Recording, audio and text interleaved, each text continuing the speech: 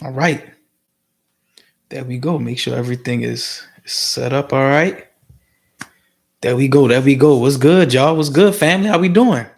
How we feeling? Hope everybody's feeling all right. Hope everybody. Look, we got a couple of days to the new year.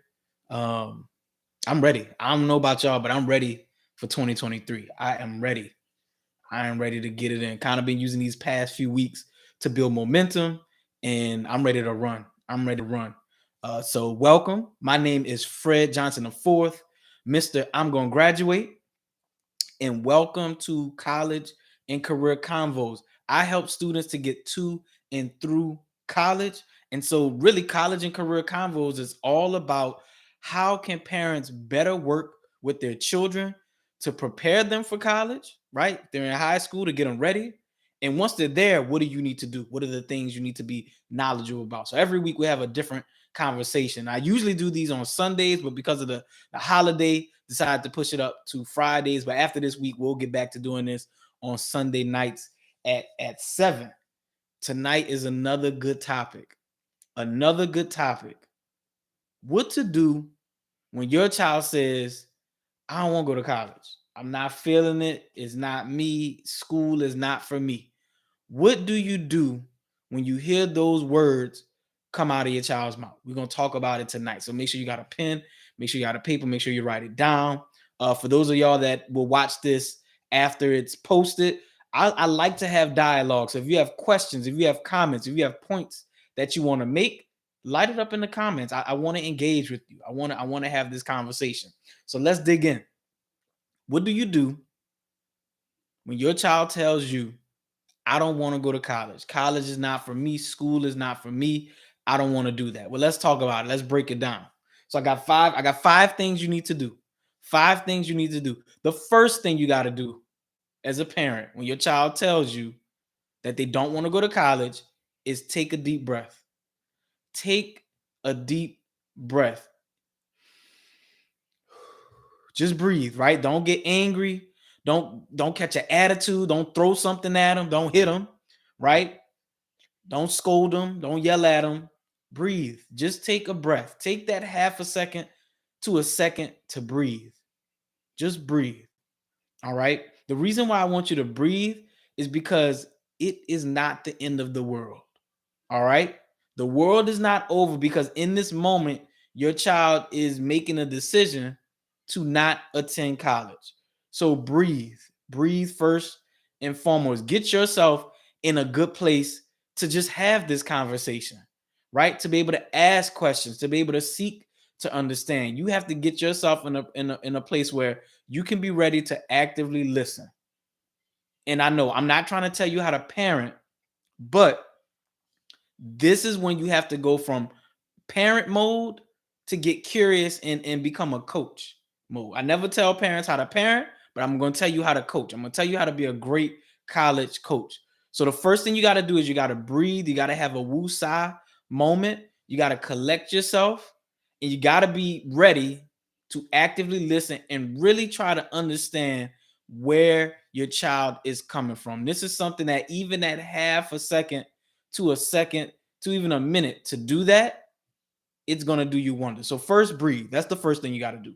The next thing you got to do, the next thing you got to do is get curious. Find out why. Why does your student not want to go to college?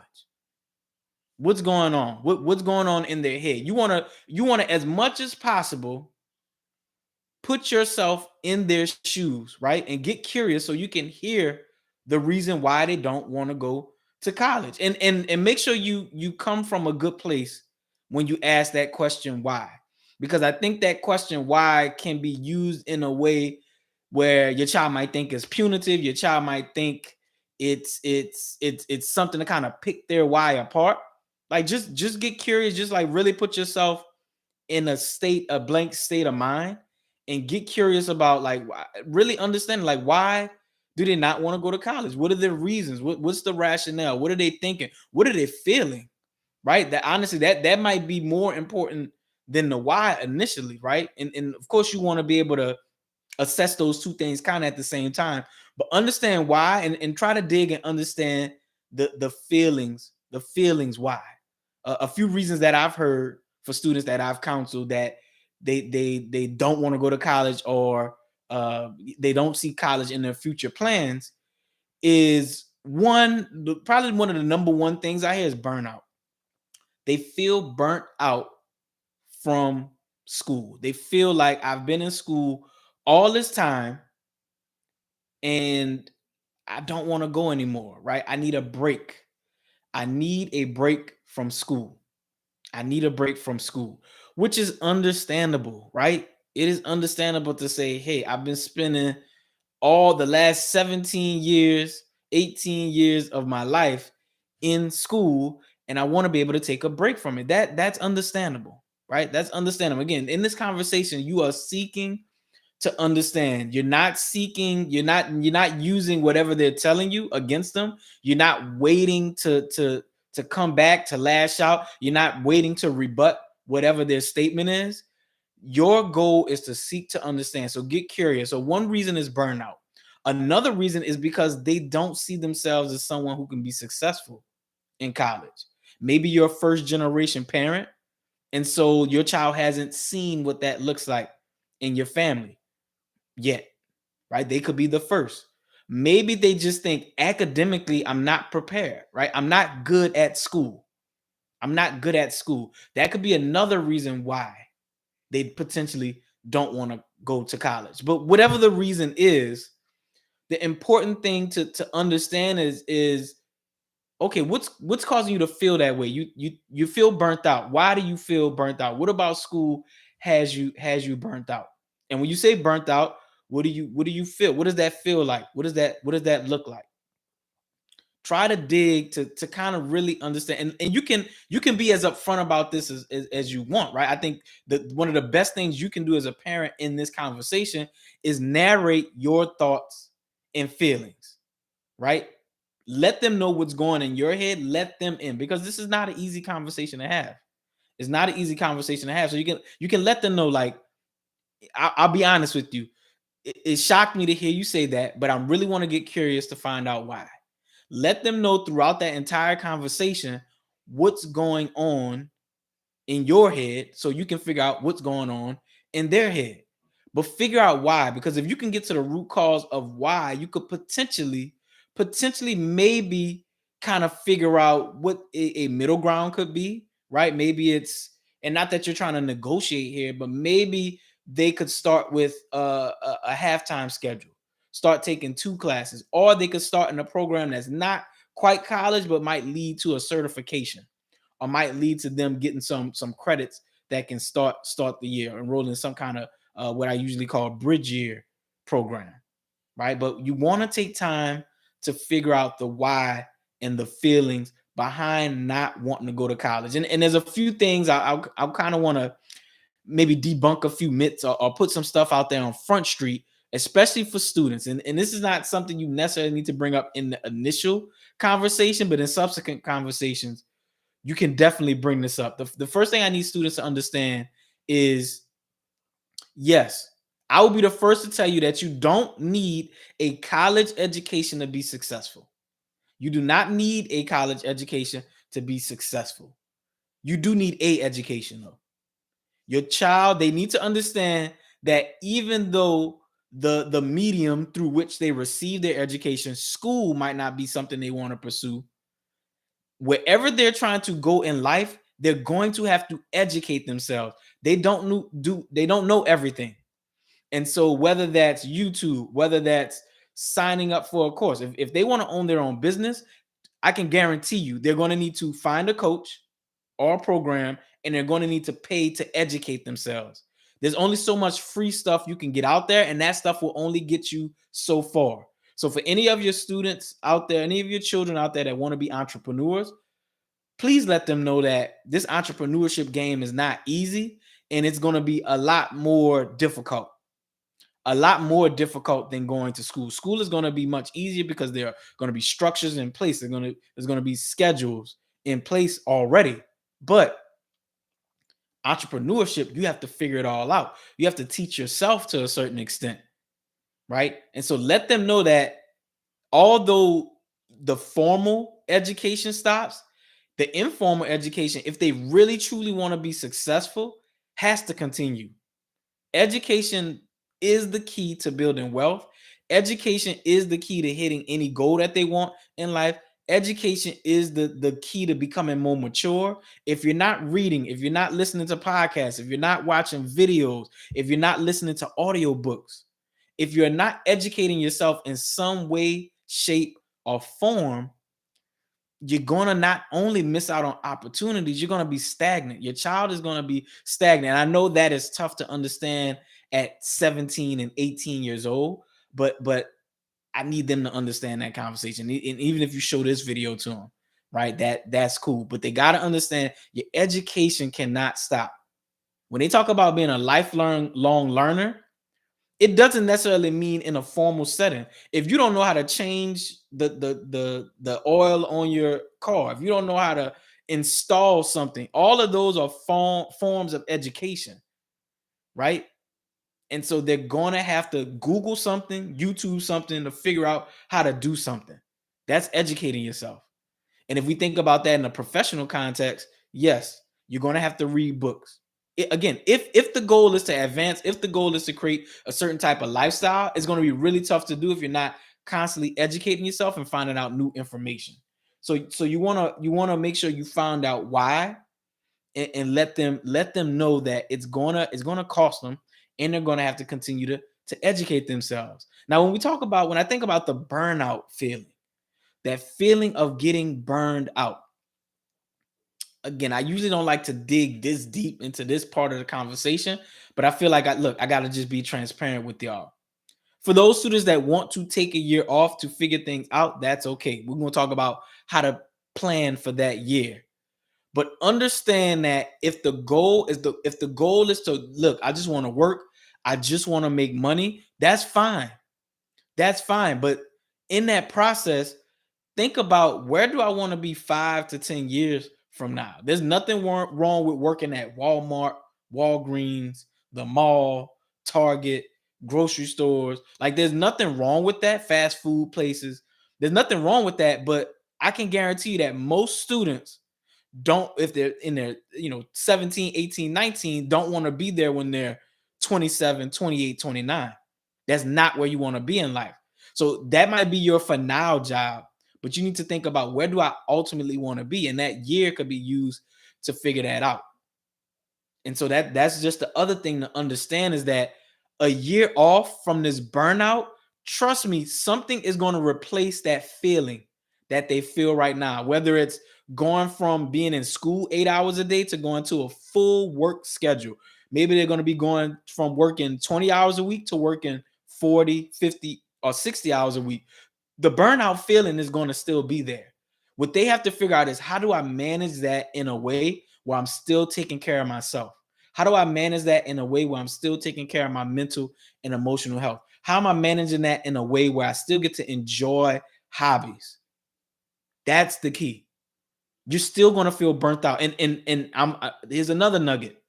Here's something that I often hear students say when they decide to just go straight into work, and that's the plan. They really don't. What they find out is a few things. One, their friends are all off in college, having fun, having a great time, succeeding, doing great things. They're going to the parties at the colleges, but they're not in college. They're still hanging out with their friends who are in college, but they're not in college. So there starts to form this peer pressure. This peer pressure of, oh man, I'm the fear of missing out, FOMO. That's what it is. This FOMO starts to develop. The other thing that happens, and again, nothing against those adults, older adults who are working at the Walmarts, at the Targets, right? I know everybody's situation is different. So this is not to cast anything on you, but what they find out is that when your day-to-day is clocking in and clocking out 40, 50, 60 hours a week, one, it's not fun. Two, you realize the type of conversations you're having with the people that work at your job. And again, this is not everybody, but what you find out is they don't have any ambition. They're literally clocking in, clocking out, collecting a paycheck, and that's it. That's all they look forward to. They don't have any goals of going back to school. They don't have any goals of starting families. They don't have any. They really don't have goals. And again, it's not everybody, but that can be depressing to be around that group of people when you're that young, because now you're looking at this 40, 45-year-old person and they start to see themselves in that person like, I don't want this to be me. This is not where I want to end up. And now you start to see college as like, look, college is going to be the thing that can help elevate me. So those will be the two arguments or the two things. And again, maybe not in that initial conversation, but conversations after that. Let's talk about what this life is going to be like. Let's talk about this. Let's talk about what's really required. Let's have a real conversation about it. So number three, find out what they want out of life. Kind of segueing from the last point, find out what it is that they want out of life. What do they want? Where do they see themselves 5, 10, 15 years? And have them paint as clear a picture as possible. Have them walk you through a day in their shoes in 10 years. When you wake up, what do you see? What type of environment is around you? Do you have a family? What type of job? How much money do you make? How often do you vacation? What type of car do you drive? What neighborhood, city, state do you live in? Those are the types of things. Paint that picture. Paint that picture. Have them paint that picture. And then it's like, okay, here's the lifestyle you want. Let's think about what does it take to get each of those things. And I can guarantee you, when I talk to students and I ask them this question, a few things pop up all the time. One is they want to be homeowners. They want to own their own home. The second thing is they want to be able to travel, right? They want to live a life of leisure. Those are probably the two things. And the third is that they want to make a lot of money, right? And a lot means different things to different people, right? But they want to make a lot of money. They want to travel. They want to make a lot of money. And they want to be able to own a home. So when we dig deeper, when we get more details about what that is, you'll find like, oh, if this is the type of car I want, I need to be making this amount per year.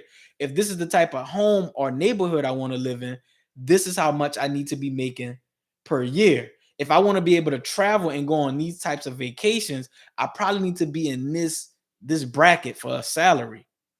Okay, what does it take to actually get there? Okay, I got to start here and then I need to get a promotion to this job, or I need to start a business and I need to be able to bring in this much. Oh, great.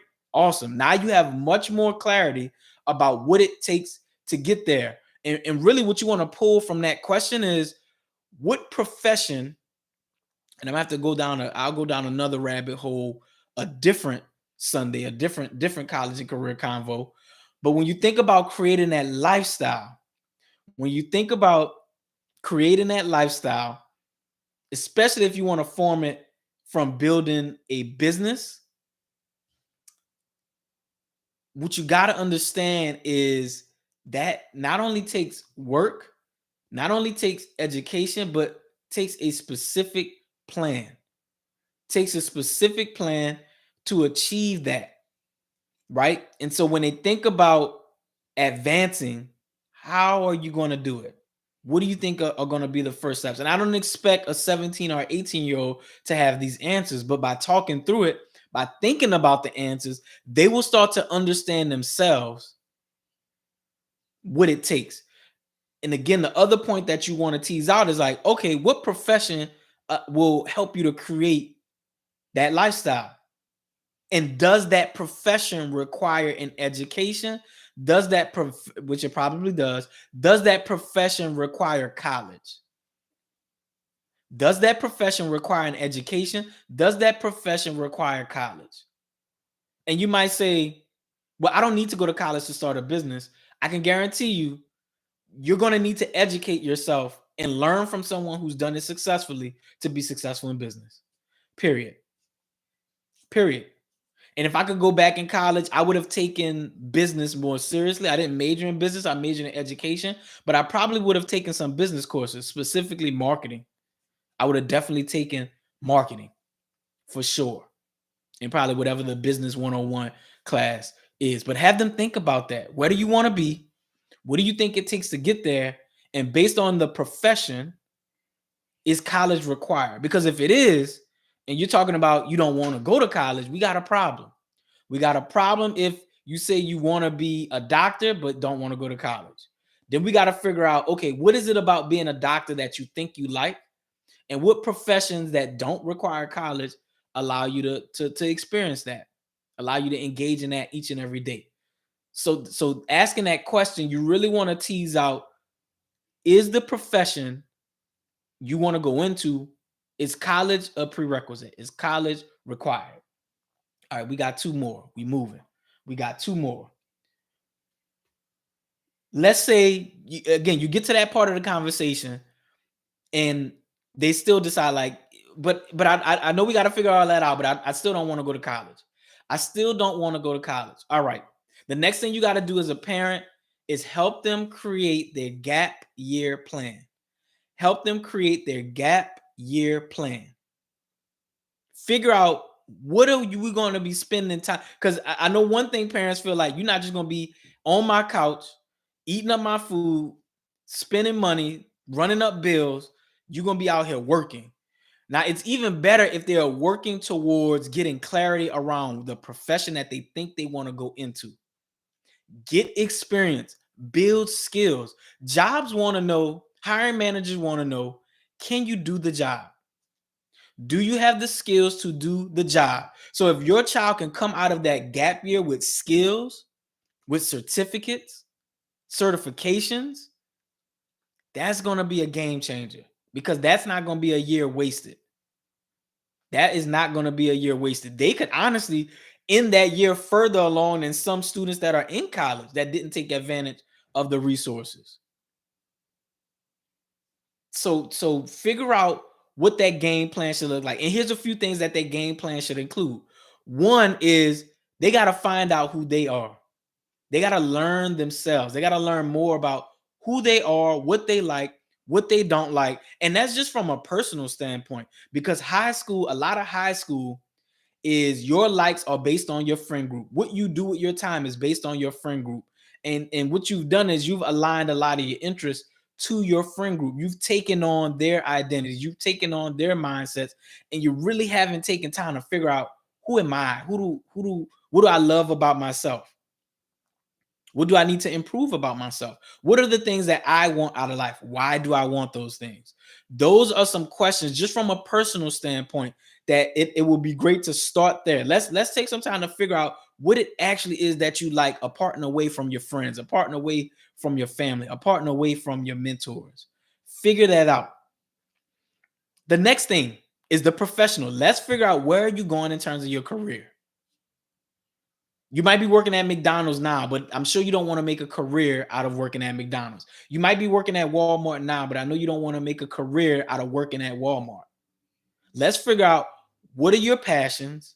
What are your talents? What are your skills? What are your interests? And what jobs allow you to engage with that? There's a bunch of free online career interest surveys. I would start there, because that's going to give you a menu of options to start. So that's the next thing. First, create that game plan. The first thing in that game plan is have them find out about themselves. The second thing in that game plan is have them find out more about their career interests. More about their career interests. The third thing is, once they find their career interests, what they want to do next is get experience.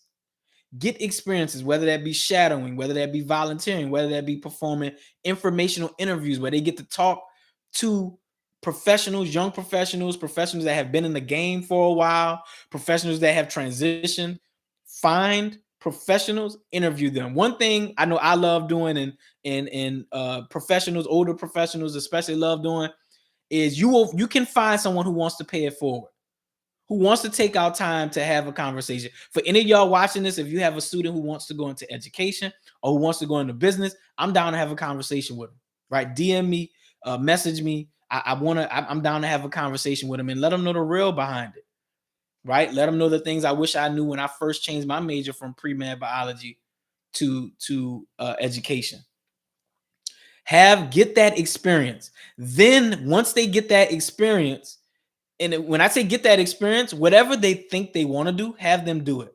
You think you want to be a dentist? Let's go work in a dentist office. Go work in one, or volunteer in one. Interview one. More importantly, this if you really want to go next level, have someone who shares the same identities as your child. Have them seek out people that look like them and that are from their backgrounds, because there's going to be a unique experience for a black lawyer versus just a lawyer. Now, you want to still have the conversation, right? But if I'm a black male student who wants to go into law, I want to prioritize talking to black males in law. I want to see their experiences. I want to hear about their experiences. I want to study underneath them. And this is how you get mentors. And this is how they're going to start to expand their network. Remember, your network is your net worth. So have them talk to people and gain experiences, and then have them reflect and have a goal set by the end of this gap year, if that's what they choose to do, or even this gap semester. Have them, the number one goal is that they have clarity around what they want, why they want it, and how to get there. What they want, why they want it, and how to get there. If they have clarity on those three things by the end of that gap semester or gap year, they're going to be way ahead. They're going to be way ahead of a lot of first year students. So the last thing, I like to usually keep these about 30 minutes. The last thing, have them focus on their personal growth. Have them build a habit of educating themselves. And the easiest way to me to do it is find a form of education that they can build a habit around. For me, I liked audiobooks. That's what I like listening to. I've transitioned since to reading physical books. There's just something different about having that physical book in your hand, flipping that page, turning that page, getting to the end of that book, being able to put it on a bookshelf, right? Y'all can kind of see the bookshelf behind me. I want to fill that thing up over the next year. Have them decide. That could be podcasts, right? It could be blogs, right? It could be YouTube videos, but have them start to indulge in something that's going to help push them forward, that's going to help feed their mind, feed their spirit. Let this be a year of personal development. Have them think through, what are my strengths? What are my weaknesses? What are my areas for growth? How can I get better? How can I track that growth to get better? What's a challenge that's in front of me that I want to be able to overcome? What's something that makes me nervous that I want to be more confident in? Have them focus on personal development, because above all else, if they're focusing on getting better, the rest is going to happen. I guarantee you. If they're focused on getting better, the rest is going to just come. It's like the law of attraction. They're going to attract good things. If they're putting out good energy, good things are going to come to them. So have them focus and develop that individual growth plan or personal development plan. Have them work on that. I'm sure you can find, if you Google it, you can look these things up online. There's a bunch of free resources. But those are the 5 things. If your student tells you that, look, college ain't for me, that's the 5 areas you want to focus on. So with that being said, look, make sure y'all like, make sure y'all follow, make sure y'all subscribe to this YouTube channel. Look, I'm gonna be putting these videos out every week. If you got a topic you want me to talk about, drop it in the comments. Drop it in the comments. If you got questions, drop it in the comments. You can follow me on Instagram at Fred Johnson the Fourth. That's at FRED as in dog, JOHNSONTHEFOURTH, Fred Johnson the Fourth on Instagram. You can also find me on LinkedIn. I have a daily article that I put out, a daily newsletter that gives tips for parents. If you're on LinkedIn, go ahead and subscribe to it. And one other thing, parents, that I want you to tap into, and this is only for those parents who are really invested. If you're not really invested in your child's success, if you're just kind of looking at these videos, just trying to just get information, that's different. If you're a parent who's like really invested in making sure that their child is successful, I want you to join my Facebook group. Right? I'm building a community of parents that are all focused, that are all rowing in the same direction, that are all interested and invested in making sure that their child has everything that they need to be successful in college. If that's you, I want you to put the word community in the comments. I want to go ahead and send you that, have you be a part of that. And look, we're going to all lift each other up. We're going to all uplift each other, inform each other, and make sure that we're building this community to help each other be successful. So again, my name is Fred Johnson IV. Mr. I'm going to graduate, signing off. Parents, let's get it. I know you love them. I know you care. Let's go.